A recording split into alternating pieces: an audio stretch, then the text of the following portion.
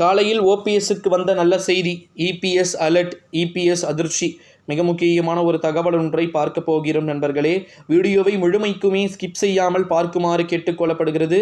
குறிப்பாக வீடியோவை முழுமைக்குமே ஸ்கிப் செய்யாமல் பாருங்க. இந்த ஒரு சூழ்நிலையிலே குறிப்பாக பார்த்தீங்கன்னா ஒன்லி சில விஷயங்களுக்கு மட்டும் முக்கியத்துவத்தை கொடுத்துவிட்டு பல விஷயங்களை பார்த்தீங்கன்னா எடப்பாடி பழனிசாமி வேணும்னே பார்த்தீங்கன்னா இல்லை வேண்டாம், ஓபிஎஸ் வேண்டாம், கட்சிக்கு பார்த்தீங்கன்னா அவர் இருக்கிறதுனால கண்டிப்பாக பெரிய அளவில் இழப்பு இருக்குது.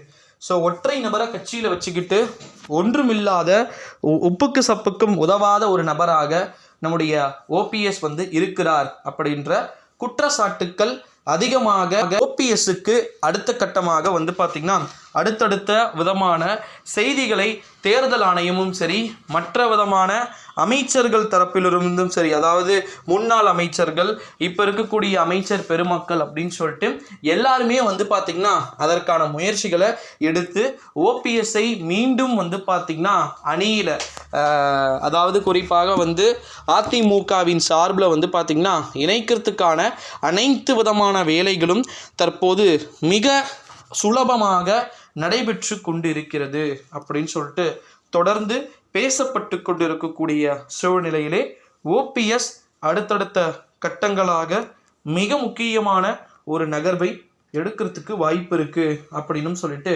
எதிர்பார்க்கப்படுகிறது நண்பர்களே.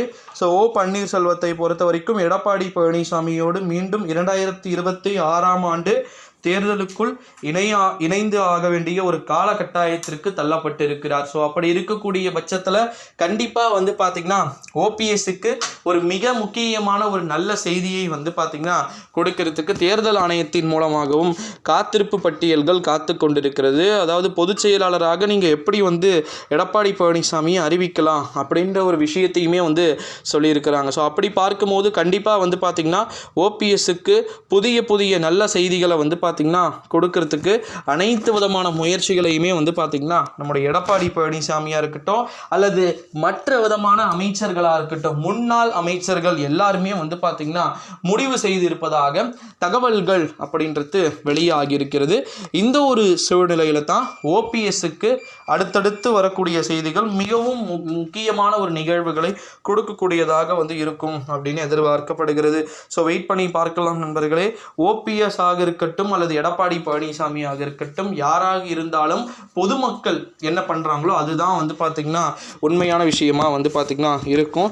இவங்களுடைய ஒட்டுமொத்தமான சுயலாபத்துக்காக பண்ணீங்கன்னா கட்சி காணாமல் போய்டும். ஏற்கனவே நாசமாக போச்சு.